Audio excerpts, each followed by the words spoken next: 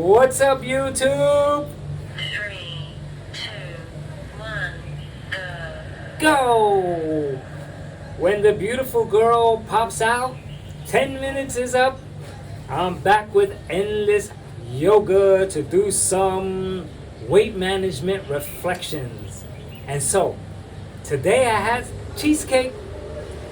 Usually on the first of every month, I go out and have a little outing.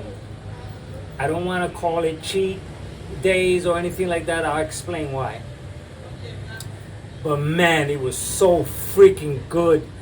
It was exactly what I wanted. Burnt cheesecake is called. And so, I gobbled it down and it was so freaking good. And I walked out of there so yeah, that was yummy, right? But now, here's the catch. There's a distinguishment to make between yeah, it was yummy, yeah, it was good, and wow, that was awesome. But the main key for my weight management is to make sure that although it tastes so good, I do not associate cheesecake with pleasure. That's freaking so paramount, because what happens is that pleasure, happiness coincides with everything else that makes it a problem. For example, it's Friday, it's Saturday, come on, you deserve it. There's a certain theme with sweets, cakes, desserts, where it seems to be okay to have it because you're worth living, because life is about being happy and about enjoying life. And so, but if I go down that route, I'm screwed because this means that if I associate food with pleasure in that manner, I'm always gonna have an excuse to eat. And that's the problem. The problem is that if I'm sad and I turn to cake or cookies, an ice cream, or if it's a special day, then I turn to cookies and ice cream, I'm going to be turning to the problem. I'm turning exactly to the problem of what caused me to be sitting here right here with this freaking yoga pose, making sure that I freaking keep on point, stay on point. That's why. And so I'm here for that reason, so that I don't fall into the trap of what, man, I heard it yesterday. I heard someone that he wants to lose so much weight. He's working out, but oh no, man, I'm not gonna give up, the things that I love, because, I need to enjoy. And he says, oh, I know that I could diet and have this and do this and do that. And he said, no, but life is about enjoying. And guess what? He's gonna stay overweight, because that's the attitude that caught me. That's the attitude that freaking caught me. How you doing, beautiful? So anyway, to distinguish that, it's finished, because now a cheesecake is no different than a salad. A cheesecake is no different than any other foods. I cannot make a distinction, I cannot break them apart. I can't divide this food for this is the pleasure food, this is the food that makes you go ham, this is the food, and then a meal is a meal. No, the cheesecake was a meal. It was good. I have it once in a while, so damn, it was good. But I don't associate a steak with happiness. I never did. I never associated a salad with happiness.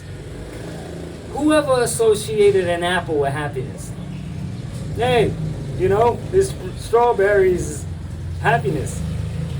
Nobody does, because what happens, that attribute is given to sweets, junk. Part of what we need in order to be delighted, to enjoy the Friday night by going out to have ice cream and having, whatever it is that we want for happiness. Now, look at the difference. I went out and I had cheesecake. It was really freaking cool. But it's over. It's over like all the other freaking foods were. Like the salad is over, and you know, everything else is over. And so I'm not putting one on any type of pedestal. Because if I do, I'm gonna chase it. And chasing happiness through food is the freaking problem. And I went over it already on another video. And here is a little bit more in depth where I actually practiced it today. And it's over. I'm not gonna go out and freaking super indulge because it's March 1st, because today is Wednesday, but hey, Friday, hey, you know what? And then what? That ought to add up to me gaining weight all over again and returning right to the thing I'm trying to avoid. And so, goddamn, you know, it's so freaking clear to me now that happiness through food never made me happy. It's almost like an axiom, a paradox, or something weird, some kind of, I forgot the word for it, but there's a word for something that you think it does what it does, but it really doesn't. I don't know what that word, but it's false, it's not true. Most people, another very important thing is that I have to remember, and I'm going to make a special video about this, is that what I think and what I say while I'm hungry is different than what I think and what I say on a full stomach. When I'm on a full stomach, oh yeah, tomorrow salad, tomorrow the gym, But when I'm hungry, oh no, you know, I got to eat. You know, life is about eating. The attitude changes. So I set that straight, where the attitude does not change. I do not make any difference between when I'm hungry and when I'm full. I know when I'm hungry I need to eat, and I need to eat healthy. That's what I need to do, and I do that. Then, the cake is no different. The only thing that I know about cake is that it's not going to do me as well as the fruits and vegetables and herbs. It's not going to do me as well. So that's frank. That's set in stone. That's not negotiable. And so, you know, I think that's it, man. That's it. That I'm not going to praise cake. I'm not going to praise ice cream. I'll sing and dance, and I'll do that. I may look weird singing and dance to a steak or singing and dancing to an apple, but I'm going to do it. I'm going to try to react exactly the same for every single meal I'm eating, so that there's no difference, so that one is not superior to the other. Then for sure, man, I'm going to stay in shape, because I've been at my body weight for 7 years. And so I'm sharing because I think it's worth sharing, because no one talks about this. A lot of us, you know, after a big meal, what do? Oh, I'm so stuffed, it's time to get on a diet. And then we start talking about fitness after we stuff our face. But before, it's like, oh, I'm so hungry, different conversation. Oh, I'm so hungry, I could eat a horse. Oh my God, why are the waiters taking so long? Man, I can't, what are you getting? What are you getting? What are you getting? That's the conversation. That another conversation afterwards is, oh man, you know, diet. And so I don't want to play games anymore.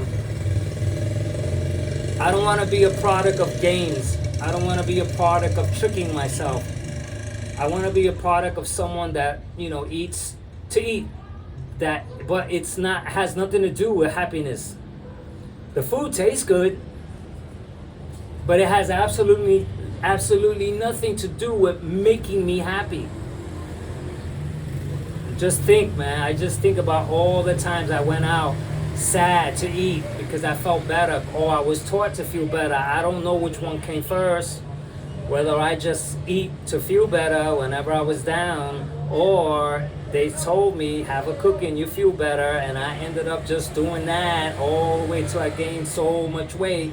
And since every day is a day to celebrate, I was eating a whole bunch of junk, and all that junk accumulated into unwanted excess weight, into problems, health problems that had me in and out of the hospital, that had me freaking unable to walk up a flight of stairs, and it's over.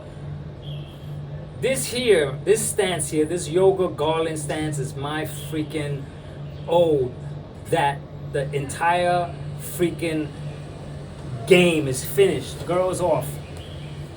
The freaking game is over. I am entirely finished playing games, especially with myself.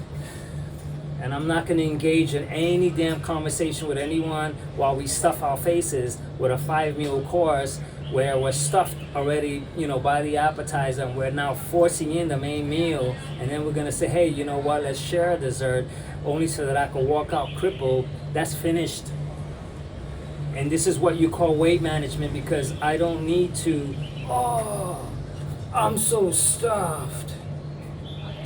So anyway, I wanted to share my cheesecake experience and, the mindset about sweets, which I eat. I eat pizza, I eat donuts, I eat, I like matcha ice cream with a cake that they sell. They sell it as a thing, ice cream and a piece of cake.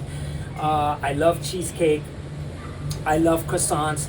I'm not going to stop those things. I'm going to eat them, but I'm going to eat them no different than anything else. And nothing has a tag to it. It's all, for consumption, period. And it ends there. It's not that the food made me happy, or that it's going to make me happy, or that I should derive some type of pleasure from eating whatever. And so, the apple was great. I'm glad I thought about that. You'll never see anyone freaking going yummy, yummy, yummy over an apple or over that. You just don't see it because it's never been marketed.